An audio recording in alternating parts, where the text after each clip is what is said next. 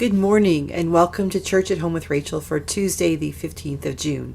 I can't believe that we're already halfway through June. It's incredible. This morning, I got thinking about last week when I read to you the story of the fall of Freddie the Leaf. And in searching for that book, I found another one of my favorite books from when I was a child, and still is today, called Frederick by Leo Lionni.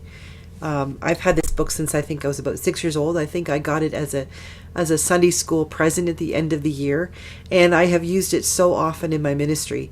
It reminds me that although sometimes things aren't necessarily what we would hope they would be, there is always grace and beauty. There's always grace and beauty. We just have to find it by looking in a different way. So I'm going to try to read this book, librarian style, so that you can see the pictures as well. But they're beautiful little paintings, so here we go. All along the meadow, where the cows grazed and the horses ran, there was an old stone wall. In that wall, not far from the barn and the granary, a chatty family of field mice had their home. But the farmers had moved away, the barn was abandoned, and the granary stood empty. And since winter was not far off, the little mice began to gather corn and nuts and wheat and straw. They all worked day and night, all except Frederick.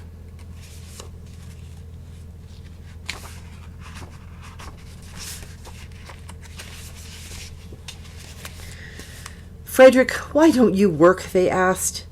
"I do work," said Frederick.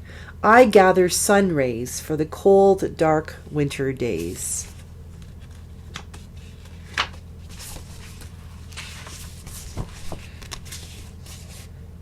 And when they saw Frederick sitting there, staring at the meadow, they said, "And now, Frederick?"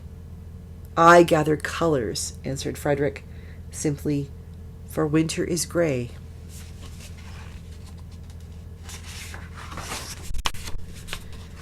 And once, Frederick seemed half asleep.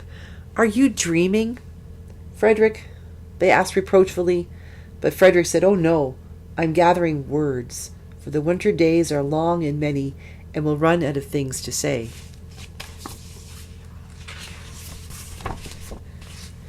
The winter days came, and when the first snow fell, the 5 little field mice took to their hideout in the stones. In the beginning, there was lots to eat, and the mice told stories of foolish foxes and silly cats. They were a happy family. But little by little, they had nibbled up most of the nuts and berries. The straw was gone, and the corn was only a memory. It was cold in the wall, and no one felt like chatting. Then they remembered what Frederick had said about sun rays and colors and words. "What about your supplies, Frederick?" they asked. "Close your eyes," said Frederick, as he climbed on a big stone. "Now I send you the rays of the sun. Do you feel their golden glow?" And as Frederick spoke of the sun, the 4 little mice began to feel warmer. Was it Frederick's voice? Was it magic? "And how about the colors, Frederick?" they asked anxiously. "Close your eyes again," Frederick said. And when he told them of the blue periwinkles, the red poppies and the yellow wheat and the green leaves of the berry bush, they saw the colors as clearly as if they had been painted in their minds.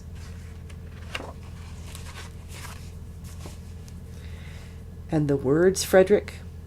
Frederick cleared his throat, waited a moment, and then, as if from a stage, he said, "Who scatters snowflakes? Who melts the ice? Who spoils the weather? Who makes it nice? Who grows the 4-leaf clovers in June? Who dims the daylight? Who lights the moon? 4 little field mice who live in the sky, 4 little field mice, like you and I. One is the spring mouse who turns on the showers, then comes the summer who paints in the flowers. The fall mouse is next with walnuts and wheat, and winter is last with cold little feet. Aren't we lucky the seasons are four? Think of a year with one less or one more.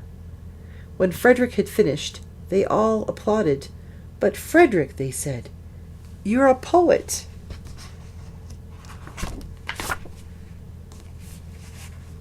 Frederick blushed, took a bow, smiled and said softly, I know it. I know it's a simple little story, but this story reminds me that we all have our part to play. Sometimes we are busy working, gathering in the food and making, preparing our places, doing the practical stuff of life. But sometimes we need to stand back and we need to gather in the things that fill us up. We need to gather in the memories. We need to formulate the way we're going to share those stories. We need to take care of one another by not just taking care of our physical and practical needs, but helping to take care of our spiritual needs as well. And in some ways, I think that's what Frederick is telling us, that we need to take care of our spiritual needs as well as our practical ones. We all have times in our life when all of those other necessities are either used up, like they were for the field mice, or that, we're using them, but they're not fully filling us up. They feed us, they clothe us, they put a roof over our heads, but there's still something missing. And that something that is missing is that relationship with God, that the things that Frederick was paying attention to were all things that God had done. He refers to it as the four little field mice who live live in heaven. We know that there's God who gives us the colors of our rainbows. It's God who gives us the words that we speak and we share, the music that we sing, the laughter that we participate in. All of these things are gifts that God has given us that we need to share with one another. And so today I invite you to do what you have to do, but also take time and be Frederick for a little while. During this time of COVID, we have become very aware that the practical things are not everything, that there are things that are intangibles that we need, that might be missing in our lives. So even though we're breaking open and we're getting ready to sort of restart in the world, we are realizing also in our world that there are so many beautiful intangibles that have gotten lost. So take some time today to find those intangibles, to look for them, to discover them, to share them with someone else. Tell a story to your grandchild, even if it's over Zoom. Go for a walk in the park, and if you have your phone, take pictures. I have a friend who lives in the States, and her husband's a military chaplain in the American Navy, and she does what she calls beauty pics every day on her Facebook, and she shows pictures of flowers and animals and insects and beautiful things that she sees, things that make her heart sing, and she shares them with other people. It gives us all a moment of joy and grace in our lives as well. So take time this day to find those moments of grace, those intangible gifts, those Frederick things. Be Frederick for a little while.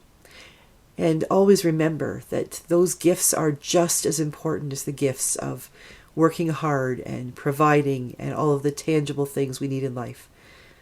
Don't forget the intangibles that God has placed at our fingertips. Have a wonderful day. Go out and be Frederick to someone else and allow someone else to be Frederick to you. God bless everybody. I'll see you tomorrow for Wednesday's Church at Home with Rachel.